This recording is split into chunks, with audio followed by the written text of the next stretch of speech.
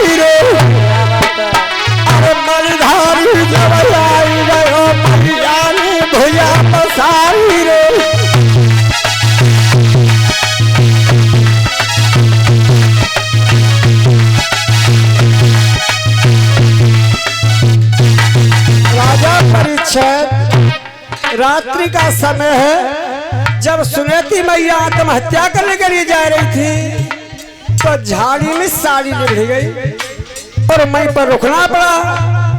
और जब साड़ी लिबड़ी तो रोने लगी तो एक सर्प लेकर के आया और सर्प ने जब लेकर के सुनेती के सामने आया तो सुनेती ने भुजा को लंबा किया, ले मैं काट ले तो मेरे संकट सब दूर रह जाएंगे।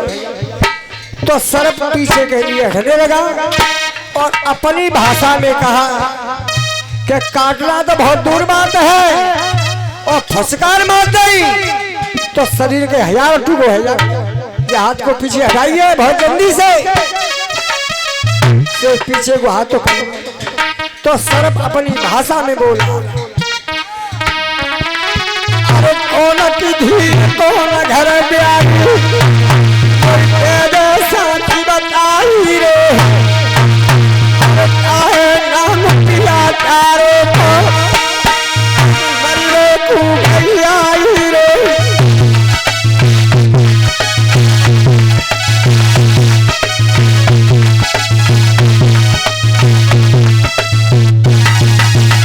जब सर्प अपनी भाषा में बोला, मैया तुम्हारे पति का नाम क्या है और तुम्हारी सास ससुर को नाम क्या है और तुम्हारे पिता का नाम क्या है? तो सुनेती बोली, मेरे पिता का नाम पूछना चाहते हो और मेरे पति और मेरे ससुर का? तो सुनिए, अरे चीका मुनि की हड्डी बिटरिया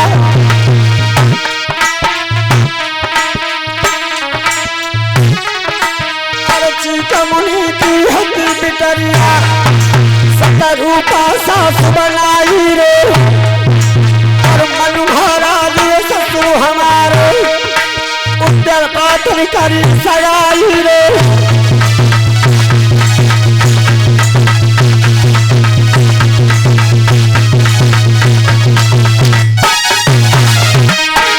मनोहरा दिए ससुर हमारे उत्तर पात्र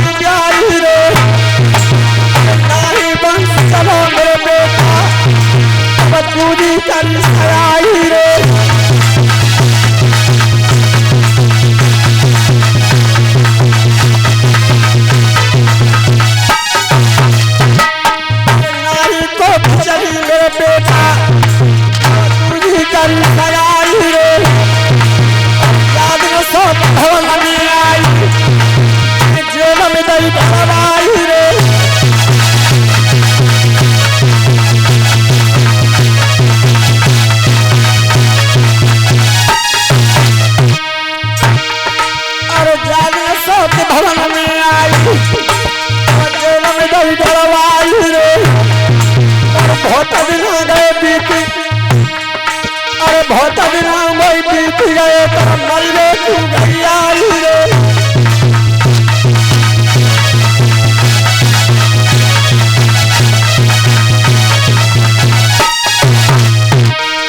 अरे जिया कर रैया हाय हाय दैया, बेटा बात तो नहीं पूछवैया।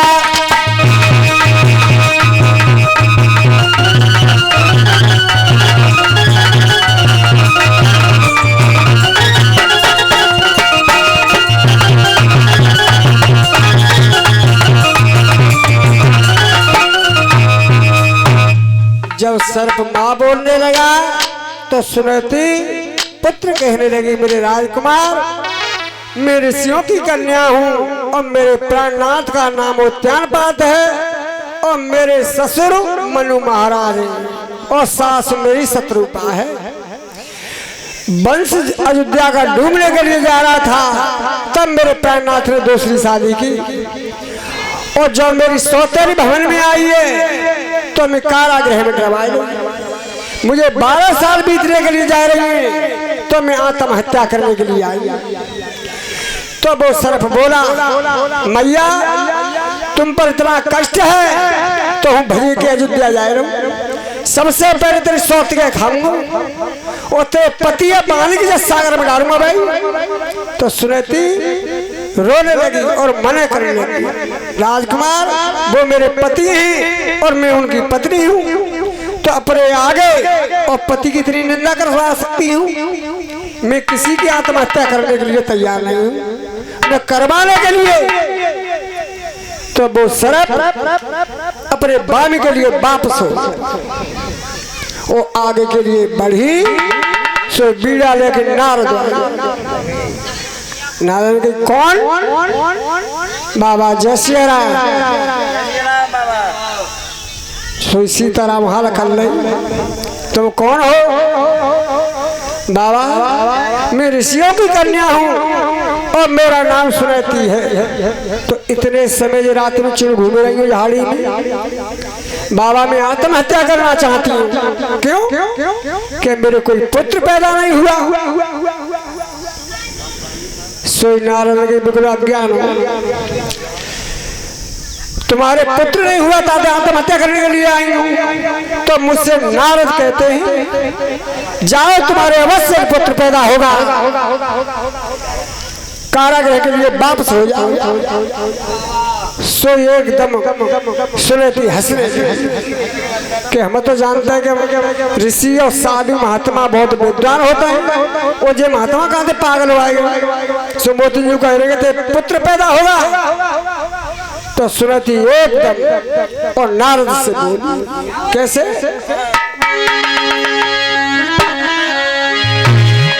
अरे 12 साल गई बीत पिया की सूरत नहीं रख पाई रे।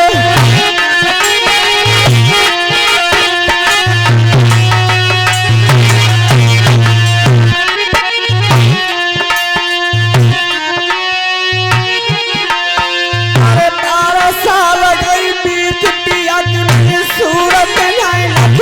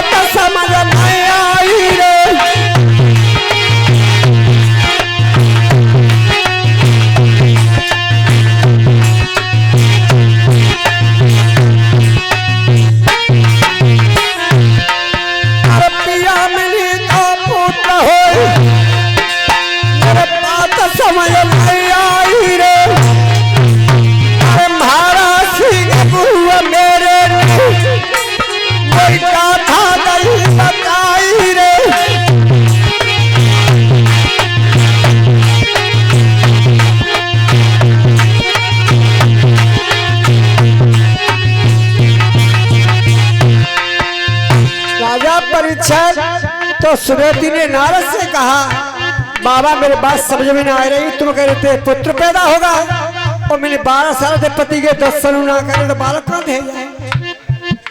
तो नारद बोले, सुनेती मुझसे नारद कहते ही और कई के बचन आते हैं रद्द लाभ हो में, तभी मेरा नाम करो नारद, कई के बचन रद्द ना हो।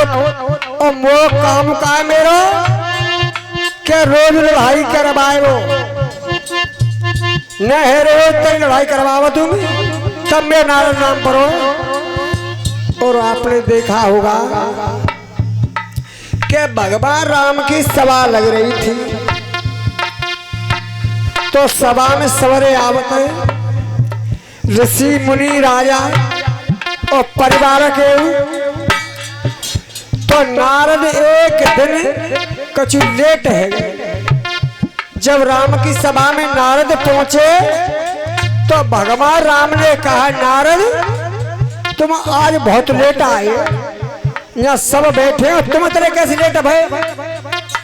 तो नारद कही श्री राम से, प्रभु मेरो कर्म हुए लड़वाए को, मैं रो लड़ाई करवावा तू, तो आज वो देर लग गई, 2.5 घड़ी थी, ज्यादा रुका तो राम।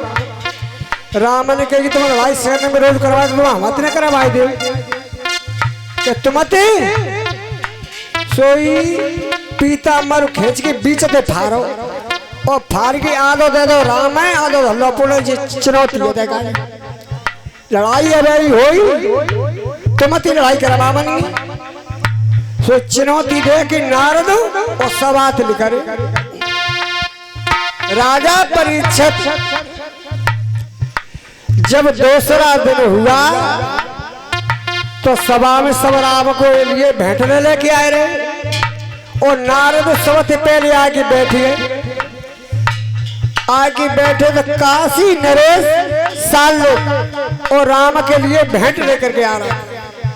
सो गैल में घिल्लो नारद ने भई की देखो जी बताओ राम कोई कि हमारे परिवार के, हमारे घर के, कितने परिवार के, हाँ खास हमारे घर के हिस्सेदार हो हमारे।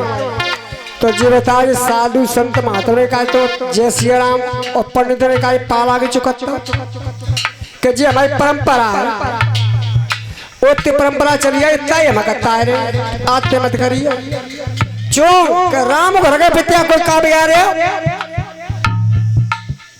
सो कुछ मूल घूमेगो के बाबा बात सही कह रहे और बिनती पैरे पक्को करके और नारद सभा में जाके बैठे। जब साले और राम के लिए भेंट लेकर के पहुंचा और भेंट दे के 5 छीके और आसन ग्रहण साले में कर लिया। सो नारद ने चक भेड़ा गया और विश्वामित्र के जोर जाके बैठ गए और विश्वामित्र कही बाबू किसी का बैठे उठो ना का है वो अब ना तुम सर का है वो जिस साल ले आओ क्या तो और तुम सीताराम करी राम है बैठो दे दे बराबर पे बैठो न तो साथ करी सीताराम और न पंडित कही पाला बहुत जल्दी उठ रहे बहुत निंदा है रही है।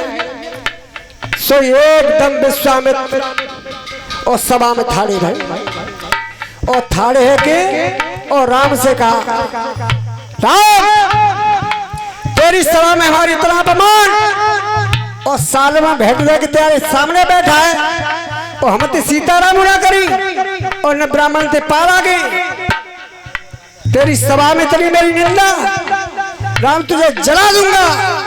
सो श्री राम के एकदम नीचे से ऊपर तक कपे गए हे प्रभु मेरे अपराधों को क्षमा करिए जो मुझसे भूल भई है पर मैं एक प्रण कर रहा हूँ कि सूर्य उगते ही पहले और सालिम को मार जो मारवे को नंबर हुआ सो साल उठ के धरे भले हे परमात्मा जा महात्मा ने हूँ मरा अब हूँ घरे तो डोल रहा हूँ बाल करते तो कहीं आऊँ अब बचूंगा तो सुना श्री राम ने प्रयोग करो क्या भास्कर भगवान उठ के आगे से मार दूंगा तो साले मंदिर धरे भाई